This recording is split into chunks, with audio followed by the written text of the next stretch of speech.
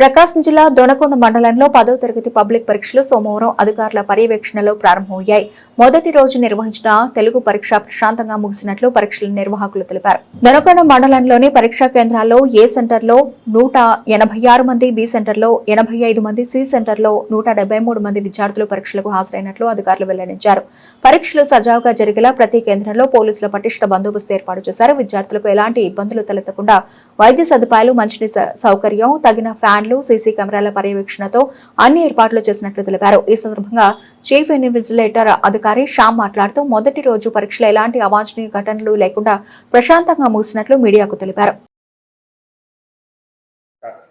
అందరికీ నమస్కారం. ఈరోజు రాష్ట్రం మొత్తం కూడా 10th క్లాస్ ఎగ్జామ్స్ స్టార్ట్ అయినాయి. మన ఒంగోలు జిల్లాలో కూడా ఈ రోజు నుంచి 10th క్లాస్ ఎగ్జామ్స్ స్టార్ట్ అయింది. నేను జెడ్పీహెచ్ఎస్ దొనకొండ ఒంగోలు డివిజన్లో ఏ సెంటర్ నుంచి మాట్లాడుతున్నాను. మా ఏ సెంటర్కి వచ్చేసరికి మొత్తం పిల్లలు 186 మంది, అలాగే బి సెంటర్కి వచ్చేసరికి 185 మంది, అలాగే ఆర్సీఎం సెంటర్కి వచ్చేసరికి 174 మంది.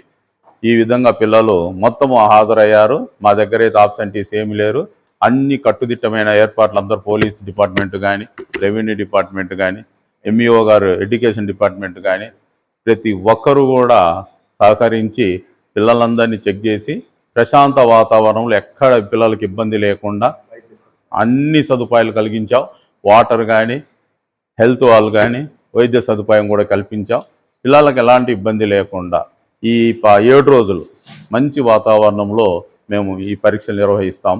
మంచి ఏర్పాట్లు చేసిన గవర్నమెంట్కి కానీ, డిఓ మేడం గారికి కూడా థ్యాంక్స్ చెప్తూ థ్యాంక్ యూ.